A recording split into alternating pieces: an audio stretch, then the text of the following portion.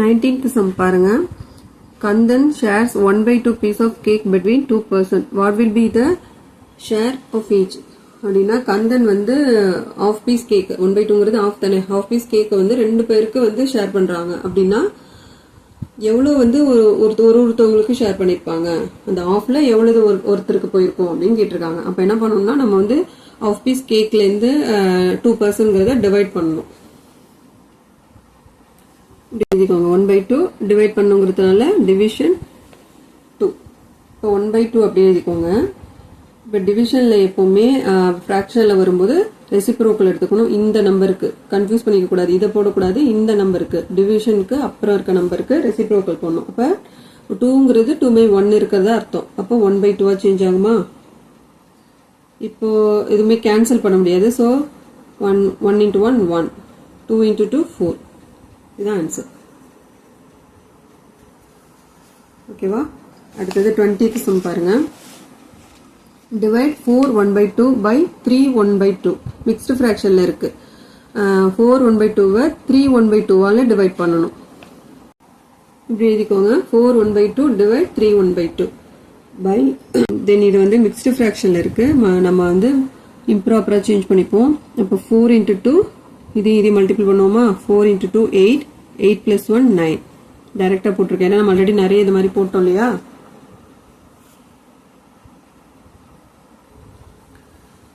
இப்போ 4 2 மல்டிபிள் பண்ணி 1ஓட ஆட் பண்ணணும். இப்போ 3 2 மல்டிபிள் பண்ணி 1ஓட ஆட் பண்ணணும்.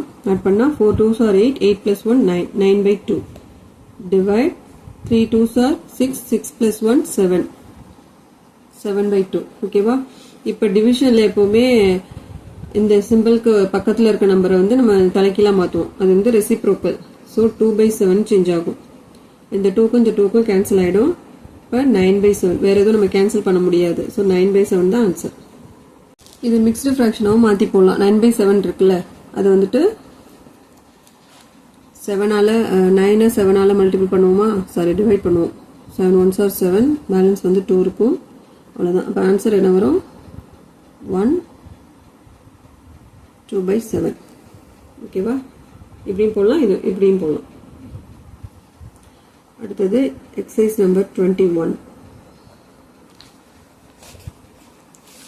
பாருங்க.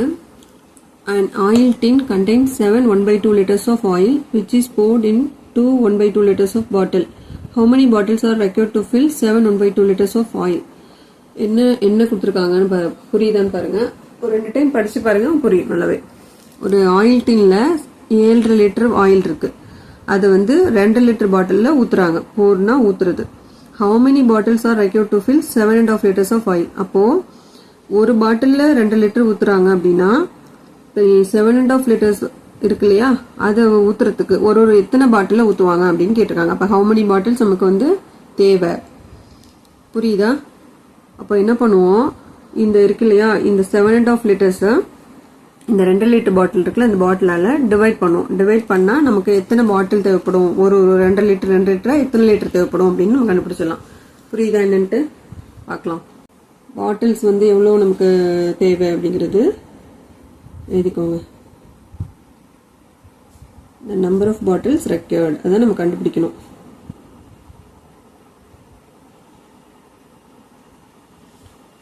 எவ்வளோ கொடுத்துருக்காங்க, ஆயில் வந்து எவ்வளோ இது கண்டுபிடிக்கணும். ஆயில் வந்துட்டு 7 1/2 லிட்டர்ஸ் ஷார்ட்டாக எழுதியிருக்கேன்.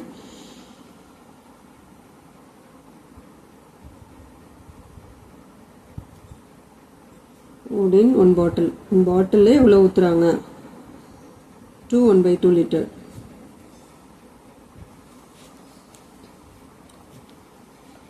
இப்போ எத்தனை பாட்டில் தேவைப்படும், how many bottles கேட்டிருக்காங்களே, அதை தான் இப்போ நம்ம கண்டுபிடிக்க போகிறோம். அதுக்கு இது எப்படி எழுதணும்னா 7 1/2 டிவைட் 2 1/2. அப்போ இது வந்து மிக்ஸ்டு ஃப்ராக்ஷனில் இருக்கிறத சேஞ்ச் பண்ணுவோம்ல. 2 7s are 14, 14 plus 1 15 multiple plus 15/2 divide 2 2s are 4, 4 plus 1 5, 5/2. இப்போ டிவிஷனில் நம்ம இந்த நம்பரை ரெசிப்ரோக்கலாக சேஞ்ச் பண்ணிப்போம். அது ஃப்ராக்ஷனில் மட்டும் வரும்போது 2/5 சேஞ்ச் ஆகும். அப்போ இந்த 2க்கும் இந்த 2க்கும் கேன்சல் பண்ணிடலாம். 5th டேபிளால் 5 1s are 5, 3 5s are 15. அப்போ எவ்வளோ பாட்டில் தேவைப்படுது? 3 பாட்டில்ஸ். புரியுதா? எக்ஸாம்பிள் 22 பாருங்க. A rod of length 6 meter is cut into small rods of length 1/2 meter each. How many small rods can be cut? எப்படின்னா ஒரு ராடோட லெங்த் வந்து 6 மீட்டர், அது வந்து சின்ன சின்னதாக கட் பண்ணுறாங்க. குட்டி ராடா, ஸ்மால் ராட்ஸ்னால் குட்டி குட்டியாக கட் பண்ணும்போது அதோட லெங்த் வந்து 1.5 மீட்டர். அப்போ எத்தனை ஸ்மால் ராட் வந்து கட் பண்ண முடியும்? 6 மீட்டரில் 1.5 மீட்டராக கட் பண்ணும்போது எத்தனை வந்து அந்த 6 மீட்டர் ராடை வந்து குட்டி குட்டியாக கட் பண்ண முடியும் அப்படின்னு கேட்டிருக்காங்க. அப்போ என்ன பண்ணுவோம்னா அந்த டோட்டல் லெங்க்த்லேருந்து அவங்க ஒரு ராடோட லெங்த் இருக்கு இல்லையா, அதை வந்து நம்ம டிவைட் பண்ணோம்னா எவ்வளோ ராட்ஸ் வந்து கட் பண்ண முடியுங்கிறத கண்டுபிடிச்சிடலாம். பாருங்க, எழுதிருக்கு நம்பர் ஆஃப் ஸ்மால் ராட், இதை வந்து நம்ம கண்டுபிடிக்கிறோம்.